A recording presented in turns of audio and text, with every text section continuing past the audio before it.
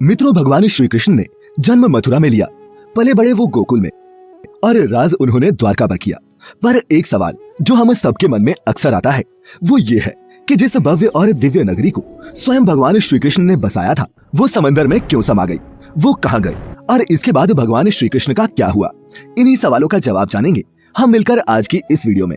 नमस्कार और स्वागत है आपका द डिवाइन टेल्स पर एक बार फिर। मित्रों, द्वारिका नगरी श्री कृष्ण की कर्म भूमि के नाम से भी विख्यात है।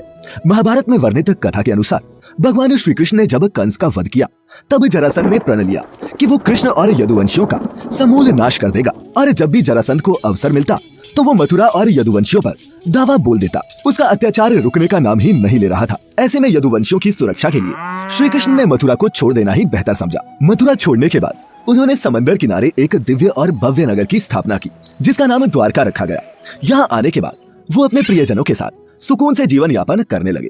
फिर वक्त का पहिया घूमा और लगभग 36 वर्ष तक कुशलता पूर्वक राज्य का संचालन करते हुए एक दिन अचानक उनके देह त्यागने के बाद वैभवशाली द्वारका नगरी भी समंदर में समा गई। मित्रों, पौराणिक ग्रंथों में इस घटना से संबंधित दो कथाओं की जानकारी प्राप्त होती है। पहली माता गांधारी का श्री कृष्ण को दिया गया श्राप, और दूसरी कथा है ऋषियों द्वारा श्री कृष्ण के पुत्र सांब को दिए गए श्राप की। महाभारत का युद्ध समाप्त होने के बाद महर्षि व्यास के शिष्य संजय ने जब गांधारी को ये बताया कि पांडव अपने साथियों और द्रौपदी सहित हस्तिनापुर आ चुके हैं तो उनको बड़ा मानसिक कष्ट हुआ।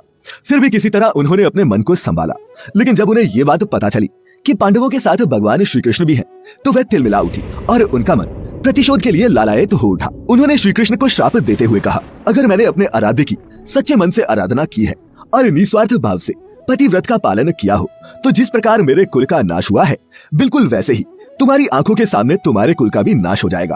तुम्हारी ये आलीशान द्वारिका नगरी तुम्हारे सामने समंदर में डूब जाएगी। गांधारी के इतना कहने के पश्चात श्री कृष्ण मुस्कुराए और बोले, माता, मुझे इसी आशीर्वाद की प्रतीक्षा थी। मैं आपके इस श्राप को सहर्ष स्वीकार करता हूँ। और इसके बाद वो द्वारका की ओर प्रस्थान कर गए।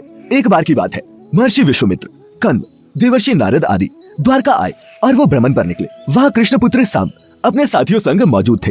उन लोगों ने ऋषियों के साथ मजाक करने की योजना बनाई, जिस क्रम में सांब को स्त्री का वेश धारण करके और उसे उनसे ये पूछना था कि मेरे गर्भ से क्या उत्पन्न होगा।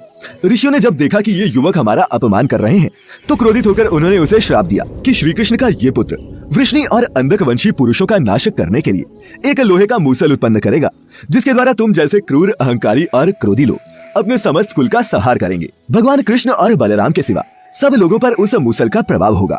जब श्री कृष्ण को ये बात पता चली तो उन्होंने कहा, यह जरूर सत्य होगा। श्राप के फलस्वरूप ही सांब ने मूसल उत्पन्न किया। पर जब यह बात राजा उग्रसेन को पता चली तो उन्होंने मूसल को चुराकर चुपचाप समंदर में फेंकवा दिया। साथ ही ये भी घोषणा करवा दी कि आज से कोई भी वृष्णि व अंधकवंशी अपने घर में मदिरा का उत्पादन नहीं करेगा।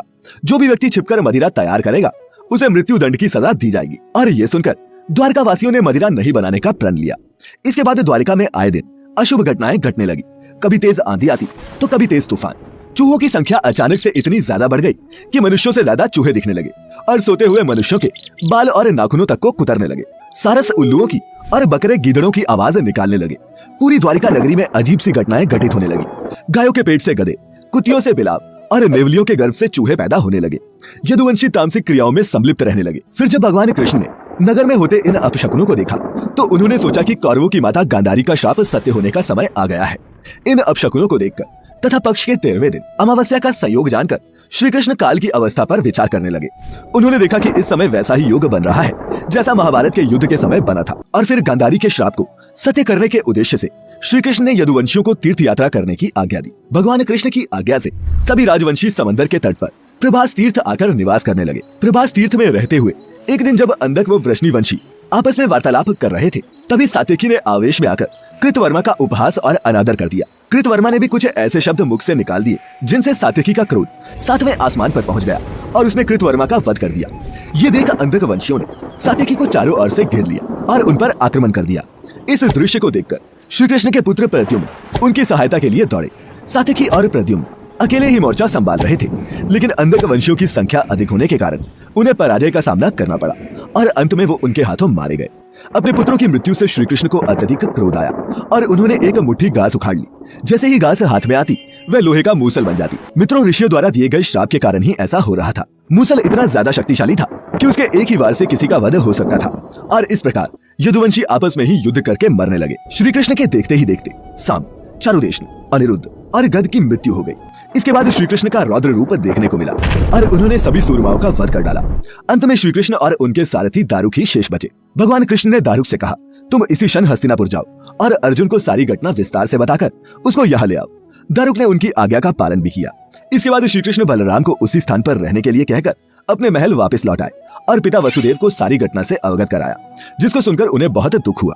श्री कृष्ण ने अपने पिता से बोला कि जब तक अर्जुन नहीं आ रहा तब तक स्त्रियों की रक्षा का दायित्व आप संभालिए, क्योंकि वन में बलराम प्रतीक्षारत है। मैं उन्हीं के पास जा रहा हूँ। नगर में स्त्रियों की चीख पुकार मचनी शुरू हो गई। ऐसे में श्री कृष्ण ने स्त्रियों को सांत्वना देते हुए कहा कि घबराइए मत, अर्जुन आने वाले हैं और वे सब संभाल लेंगे। इतना कहकर वे वन की ओर चल पड़े।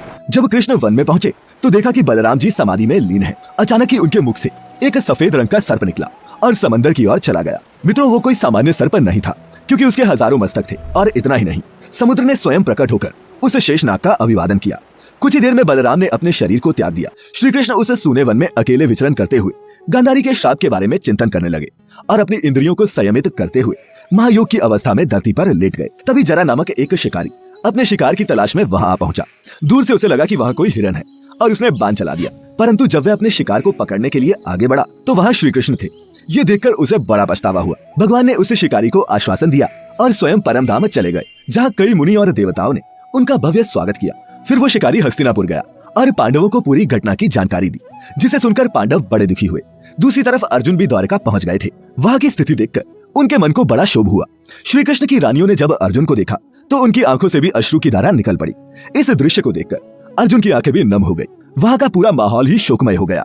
वसुदेव भी वहीं उपस्थित थे। उन्होंने अर्जुन को श्री कृष्ण का संदेश बताते हुए कहा कि द्वारिका नगरी समुद्र में डूबने वाली है, इसीलिए आप नगरवासियों को लेकर किसी सुरक्षित स्थान पर चले जाएं। वसुदेव जी की बातें सुनकर अर्जुन ने दारुक से सभी मंत्रियों को बुलाने के लिए कहा। मंत्रियों के आते ही अर्जुन ने कहा कि मैं सभी नगरवासियों को यहाँ से इंद्रप्रस्थ ले जाऊंगा, क्योंकि शीघ्र ही इस नगरी को समंदर अपने में समा लेगा। इसके बाद सभी मंत्री तुरंत अर्जुन की आज्ञा के पालन में जुट गए।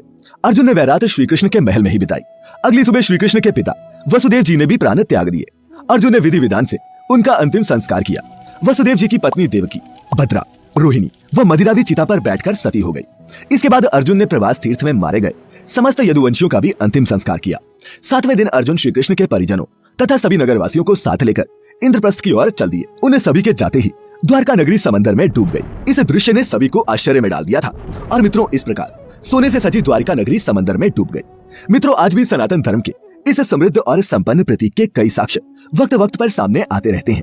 द हिंदू की एक रिपोर्ट के मुताबिक 1963 में सबसे पहले द्वारका नगरी का एक्सकवेशन दक्कन कॉलेज पुणे के डिपार्टमेंट ऑफ आर्कियोलॉजी और गुजरात सरकार ने मिलकर किया था। इस दौरान करीब 3000 साल पुराने बर्तन मिले थे। इसके बाद आर्कियोलॉजिकल सर्वे ऑफ इंडिया की अंडर वाटर आर्कियोलॉजिकल विंग को समंदर में कुछ तांबे के सिक्के और ग्रेनाइट स्ट्रक्चर भी मिले थे, जिसके बाद ये पूरा नगर भी खोज लिया गया। तो